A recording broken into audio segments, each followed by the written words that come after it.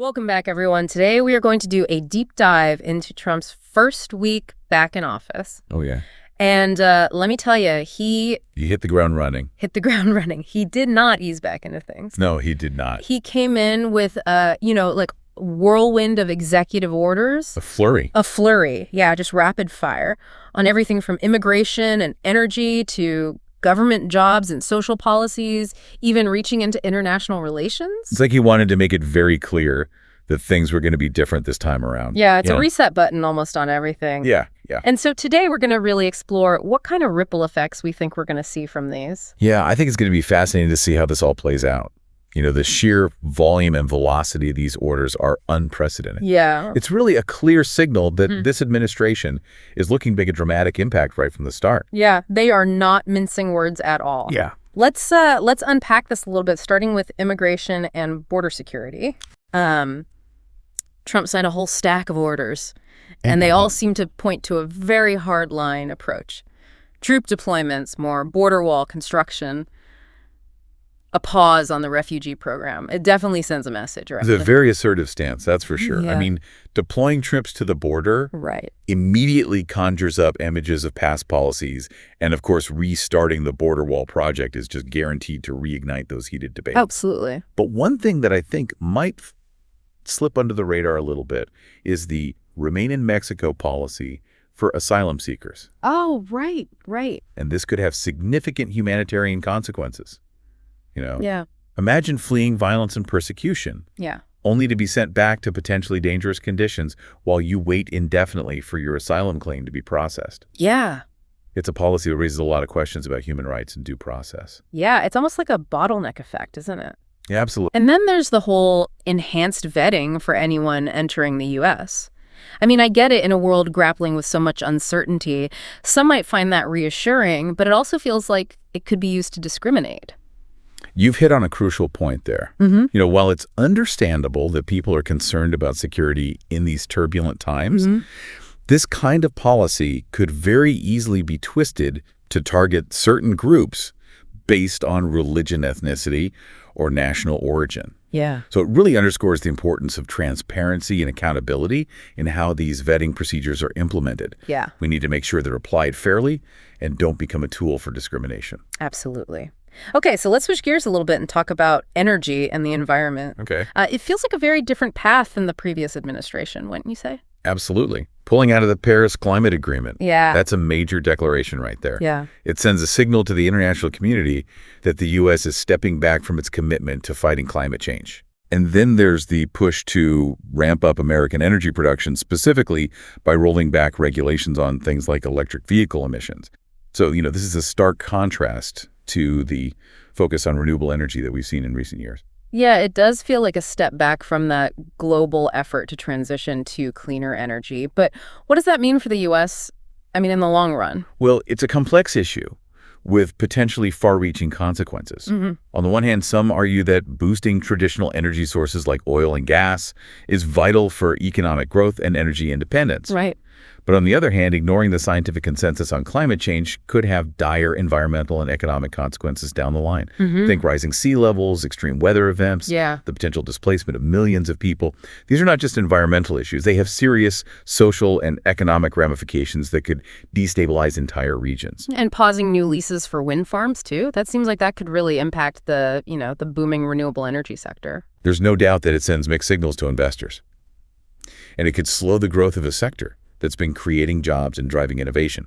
So it raises the question, is this a short-term strategy for boosting traditional energy, or is it a signal of a more permanent shift away from renewables? And how will this impact America's competitiveness in the global clean energy market? Yeah, lots of questions there. So we've seen a pretty drastic shift in priorities when it comes to immigration and energy, but it doesn't stop there. It feels like Trump is also looking to shake things up within the government itself. Indeed. No? And some of these changes could have a very direct impact on people's everyday lives. Oh, for sure. For example, mandating that federal employees return to the office full-time. Right. That's a big deal. Yeah. After years of many working remotely, this will significantly impact work-life balance. Yeah. And could even lead to some people leaving government service altogether. That's true. It could also impact those government agencies that really depend on specialized expertise. Would it even be harder to recruit and retain top talent if everyone is required to be in the office all the time? That's a valid concern. And then there's the hiring freeze across most federal agencies. Right. This could lead to delays in processing everything from passport applications to Social Security benefits. It's a move that raises questions about the efficiency and effectiveness of government services. Yeah, of all the changes happening within the government, the Schedule F executive order is the one that really caught my eye. What exactly does that entail, and what are the potential ramifications? Well, this order essentially makes it easier to fire federal employees in certain positions by reclassifying them. The stated goal is to streamline the federal workforce and make it more efficient. But critics are concerned that it could be used to purge the civil service of those deemed disloyal and replace them with political appointees. So this raises serious concerns about the politicization of the federal workforce and the erosion of expertise and institutional knowledge. Yeah, so it's not just about efficiency, it's about potentially shifting the balance of power within the government. And then it's also interesting to note that the administration is eliminating diversity, equity, and inclusion, or DEI practices in federal hiring. Right. That feels like a step backward when it comes to building a workforce that really reflects the diversity of the American people. This move is definitely sparking debate. While supporters argue that it ensures everyone is treated equally regardless of their background. Okay. Opponents see it as an attempt to dismantle efforts to create a more inclusive and representative federal workforce. So this raises questions about fairness and equal opportunity in government jobs and could have broader implications for diversity in leadership positions. Okay, now we're getting into some even more thought-provoking territory with these social policy changes. One that really stood out is the executive order stating that the U.S. government only recognizes two sexes, male and female. It seems like a direct challenge to the growing recognition and legal protections for transgender and non-binary individuals. This order is almost certainly headed for a legal battle. It goes against the increasing societal and legal recognition of gender identity as distinct from biological sex. Yeah. It also has practical implications. How will this policy be applied to things like passports, driver's licenses, and medical records? Yeah, that's a good question. And what does it mean for transgender individuals who already face discrimination and marginalization? And it's not just this specific order. The revocation of protections for transgender students, for example, is deeply concerning. It could really impact their access to education, their safety, their overall well-being. Absolutely. And then there's the directive about embassy flags, only flying the American flag and removing any other flags, including those representing social movements or causes. Right. While this may seem symbolic, it speaks volumes about the administration's stance on social issues and how it wants to project American values on the world stage. It sends a message that the U.S. is retreating from its commitment to human rights and diversity. And it also raises the question, what message does it send to marginalized groups within the U.S.? It feels like a deliberate attempt to reassert a very specific set of cultural values and norms. And speaking of the world stage, let's talk about how Trump's first week is impacting international relations. Okay. Withdrawing from the World Health Organization, especially after a global pandemic, seems like a pretty big deal. It is. What kind of message does that send? It's a clear signal that the U.S. is shifting away from global cooperation on health issues, at a time when global health security is more critical than ever. Right. This raises serious concerns about how we'll address future pandemics and health emergencies. Will the U.S. be able to effectively collaborate with other countries to prevent and respond to these threats? Or will this move lead to further isolation and a decline in American influence on global health policy? It does seem like a retreat from multilateralism, this idea of going it alone. Yeah. And then there's the removal of sanctions on Israeli settlements in the West Bank. What are the potential consequences of that, especially in such a volatile region? It's a move that has drawn sharp criticism from many international observers. They see it as undermining the peace process and potentially exacerbating tensions between Israelis and Palestinians. Right. It also raises questions about America's role as a mediator in the region.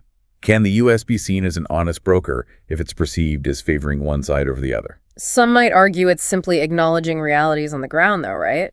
That these settlements are there to stay. That's one perspective. But it also ignores the concerns of the international community, which largely views these settlements as illegal under international law. It's a move that could further isolate the U.S. from its allies and embolden those who oppose a two-state solution. And then there's the decision to add Cuba back to the state sponsors of terrorism list. It feels like we're stepping back into the Cold War era. What are the practical implications of this beyond just the symbolism? Well, this designation has far-reaching consequences. It makes it much more difficult for U.S. businesses to operate in Cuba and for Cuban businesses to access the U.S. market. It can also complicate travel and financial transactions between the two countries. And it sends a chilling message to the Cuban people who have been hoping for improved relations with the U.S. It seems like a missed opportunity for engagement and dialogue. It certainly throws a wrench into the progress that had been made in recent years toward normalizing relations. And it raises the question, what exactly is the U.S. hoping to achieve with this policy? Is it about punishing the Cuban government, or is there a broader strategic goal in play? Yeah, it's hard to say at this point. Okay. So we've covered a lot of ground here, from immigration and energy to government operations, social policies, international relations. Yeah. It feels like Trump has set in motion a whole cascade of changes, each with its own set of potential consequences. But I think what our listeners are really wondering is, what does all of this mean for them? How might these changes impact their daily lives? That's the key question, isn't it? While these executive orders might seem abstract at first, they will ultimately have real-world effects on people's lives. Take the rollback of environmental regulations, for example. While this may benefit some industries in the short term, it could also lead to increased air and water pollution, potentially harming public health and raising healthcare costs. So the cost of doing business goes down for some, but the cost of healthcare might go up for many. It's a trade-off that doesn't seem very equitable. Precisely. And it's not just about the environment. The changes to immigration policy could have a ripple effect throughout the economy. Okay. Industries that rely on immigrant labor, such as agriculture and construction, could face labor shortages, potentially driving up prices. What about the impact on the government itself? Will these changes actually make the government more efficient, as the administration claims? That remains to be seen. The hiring freeze, for example, could lead to staffing shortages in critical agencies, potentially impacting the delivery of essential services, and the Schedule F order, while intended to make it easier to fire underperforming employees, could also lead to a loss of experienced personnel and institutional knowledge. It seems like there's a lot of potential for unintended consequences. Absolutely. And it's important to remember that these policies don't exist in a vacuum. They will interact with existing laws, regulations, and court decisions in complex ways. It's quite possible that some of these executive orders will be challenged in court, leading to even more uncertainty and delay. So how can our listeners make sense of all this? It's a lot to process. It's essential to stay informed and to engage in thoughtful discussion about these issues. Okay. Don't just rely on headlines or social media posts. Seek out reliable sources of information, read different perspectives, and talk to people who have different viewpoints. It sounds like it's more important than ever to be critical consumers of information. Exactly. And don't be afraid to ask questions. If something doesn't make sense, dig deeper. Challenge your own assumptions. The more informed we all are, the better equipped we'll be to navigate these complex and changing times. So stay informed, be critical, and ask questions. What else can our listeners do? Think about how these changes might impact your own life, your community, and the country as a whole. Consider the long-term consequences, not just the immediate effects. And most importantly, don't be passive. Get involved. Contact your elected officials, support organizations that align with your values, and engage in conversations with your friends and family. It sounds like it's not just about understanding what's happening, but also about deciding how you want to respond. Exactly. We all have a role to play in shaping the future. And even small actions, when multiplied by millions, can make a difference. So what you're saying is, don't just sit on the sidelines. Get in the game. It's our future after all. But I think there's also a feeling out there, especially after a week like this, that it's all so overwhelming. Like, how can we as individuals possibly make a difference when faced with these massive political shifts? It's easy to feel powerless in the face of such sweeping changes. But it's important to remember that change doesn't happen overnight. It's a process. And every step we take, every conversation we have, every action we take can contribute to that process. So even small acts of resistance or even just engagement can have a cumulative effect. Absolutely. Think of it like a ripple effect. Each action we take creates a ripple that spreads outward, influencing others and contributing to a larger wave of change. It's about staying engaged, staying informed, and staying hopeful. That's a powerful image. It's not about feeling like you have to single-handedly change the world. It's about contributing your own unique ripple to the larger wave. But let's be honest, some of these changes, especially in the realm of social policy, are deeply concerning. They feel like a step backward in terms of progress on issues like LGBTQ plus rights and racial justice. How can we reconcile the need for hope with the very real fear and anxiety that many people are feeling right now? It's important to acknowledge those feelings. Fear and anxiety are natural responses to uncertainty and change, especially when those changes threaten our values and our sense of security. But it's also important to remember that progress isn't always linear. There are setbacks, there are challenges, there are moments when it feels like we're moving backward. But history has shown us that the arc of the moral universe, while long, does bend toward justice. So it's about holding on to that long view, that sense of historical perspective, even when things feel bleak in the moment. Exactly. It's about remembering that the fight for justice and equality is a marathon, not a sprint. And it's about finding strength and resilience in the knowledge that we're not alone in this fight. There are countless individuals and organizations working tirelessly to protect human rights and promote social justice. And by joining forces, by amplifying our voices, by supporting one another, we can overcome these challenges and continue to move forward. It's about finding strength in community, in solidarity, and in the belief that change is possible even when it feels impossible. But let's talk about the potential for backlash. We've already seen protests erupt in response to some of these executive orders. Right. Do you think this kind of resistance is likely to grow? And if so, what form might it take? It's inevitable that there will be pushback against these policies, especially those that are seen as particularly divisive or harmful. And this resistance can take many forms: peaceful protests, legal challenges, boycotts, and even civil disobedience. It's important to remember that dissent is a vital part of a healthy democracy. Okay. It's how we hold our leaders accountable and ensure that our voices are heard. So it's not just about accepting these changes passively. It's about engaging with them, critically challenging them when necessary, and working to shape the direction of the country.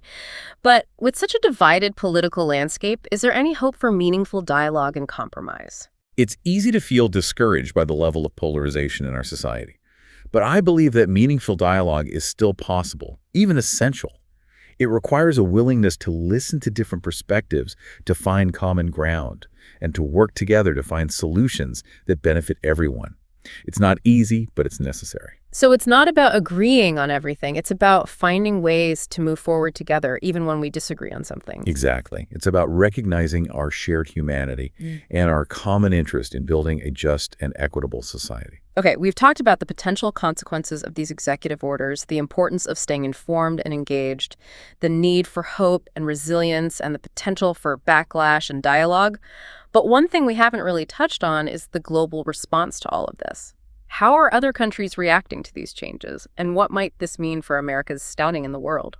The world is watching these developments very closely, and with a mixture of concern and apprehension. Many of America's allies are worried about the implications for global security, for the fight against climate change, and for the stability of the international order. They're also concerned about the erosion of democratic norms and values in the U.S., which they see as a threat to democracy worldwide. So it's not just about domestic policy. These actions have implications for America's image and influence on the world stage. Absolutely. The U.S. has traditionally been seen as a beacon of democracy and human rights, a leader in global affairs. Right. But these recent actions are raising doubts about America's commitment to those values and its willingness to engage with the world in a cooperative and constructive manner. It seems like America's reputation is taking a hit. But is there a chance that this could actually backfire and strengthen America's adversaries?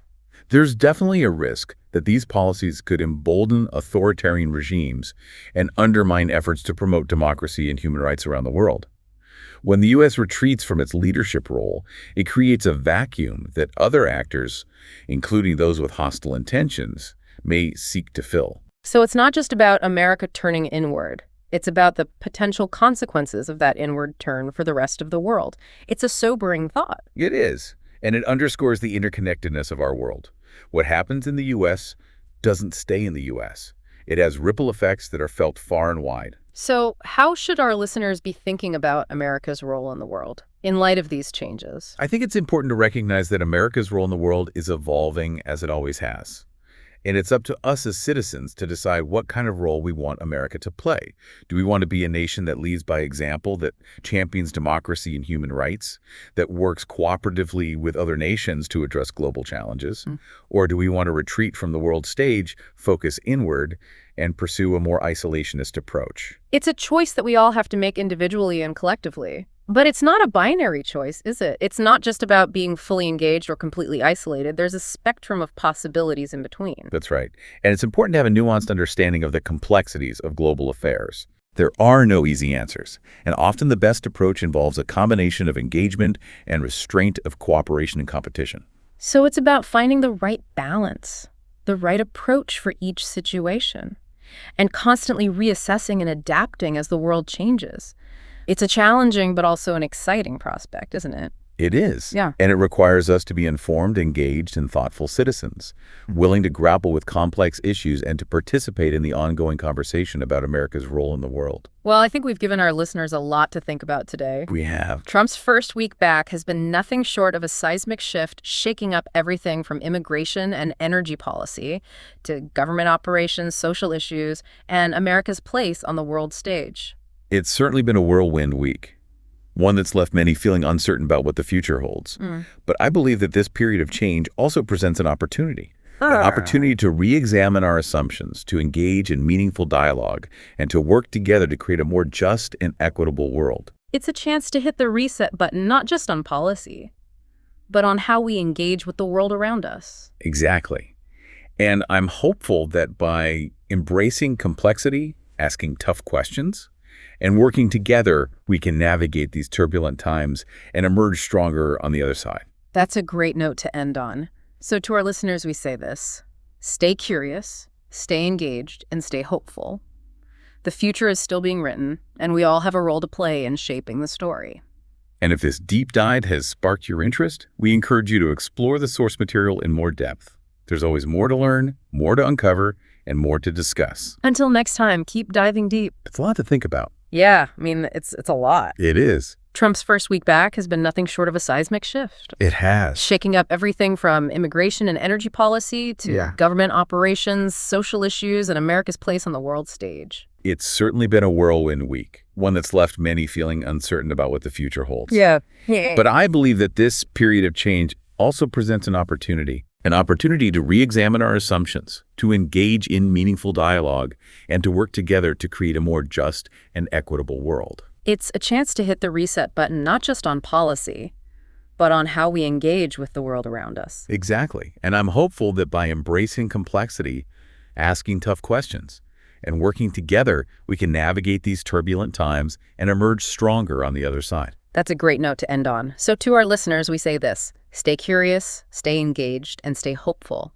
The future is still being written, and we all have a role to play in shaping the story. And if this deep dive has sparked your interest, we encourage you to explore the source material in more depth.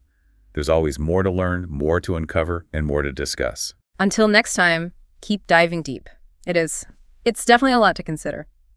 We've talked about the potential impacts of these executive orders both domestically and internationally. We've discussed the importance of staying informed, engaging in critical thinking, and finding ways to participate in shaping the future. But if our listeners feeling a bit overwhelmed by all this, and I wouldn't blame them, what's the one key takeaway you'd want them to remember?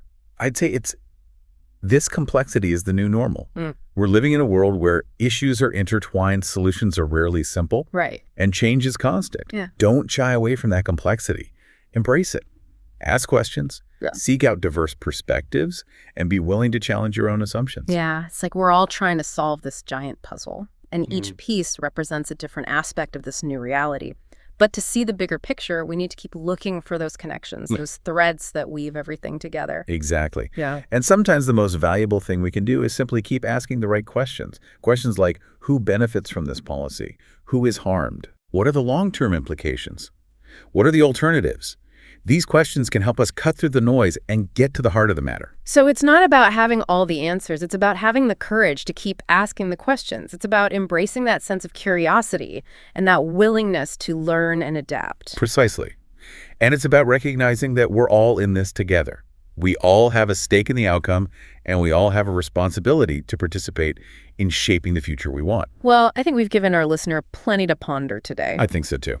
Trump's first week back has been nothing short of a seismic shift, shaking up everything from immigration and energy policy to government operations, social issues, and America's place on the world stage. It's certainly been a whirlwind week one that's left many feeling uncertain about what the future holds. But I believe that this period of change also presents an opportunity to re-examine our assumptions, to engage in meaningful dialogue, and to work together to create a more just and equitable world. It's a chance to hit the reset button not just on policy, but on how we engage with the world around us. Exactly. Yeah. And I'm hopeful that by embracing complexity, asking tough questions, and working together, we can navigate these turbulent times and emerge stronger on the other side. That's a great note to end on. So to our listener, we say this: stay curious, stay engaged, and stay hopeful. The future is still being written, and we all have a role to play in shaping the story. And if this deep dive has sparked your interest, we encourage you to explore the source material in more depth. There's always more to learn, more to uncover, and more to discuss. Until next time, keep diving deep.